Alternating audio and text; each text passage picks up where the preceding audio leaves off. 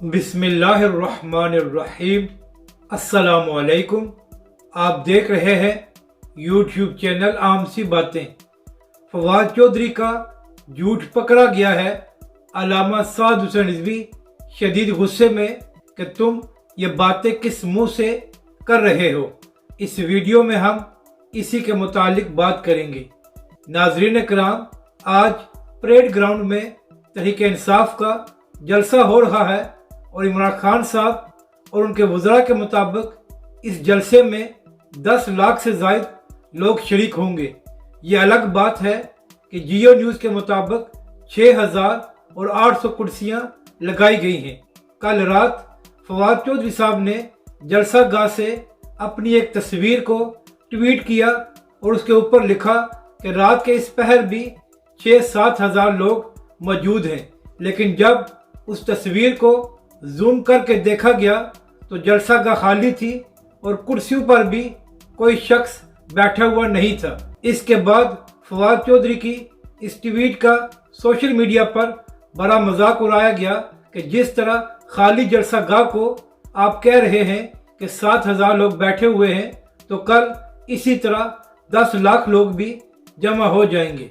अब बात करते हैं कि अल्लामा साद हुसैन रिजवी क्यों शदीद गुस्से में थे और उन्होंने इमरान खान साहब को खड़ी खड़ी क्यों सुनाई है।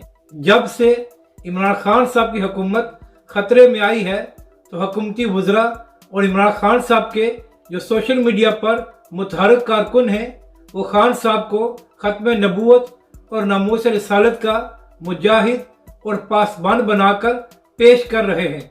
तो इसी हवाले से तहरीक लब्बैक के सरबरा अल्लामा साद हुसैन रिजवी ने यह बयान दिया है कि तुम लोग ये बातें और ये नारे किस मुंह से लगा रहे हो।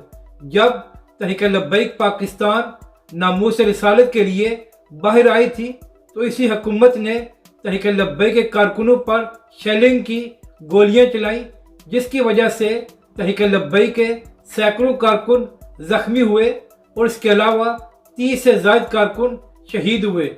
तहरीक लब्बैक के सरबराह ने कहा कि इमरान खान साहब कौमी असम्बली में आपकी अक्सरियत थी, मगर इसके बावजूद आपने मुआहदे पर अमल नहीं किया और करारदाद भी कौमी असम्बली से पास नहीं कराई।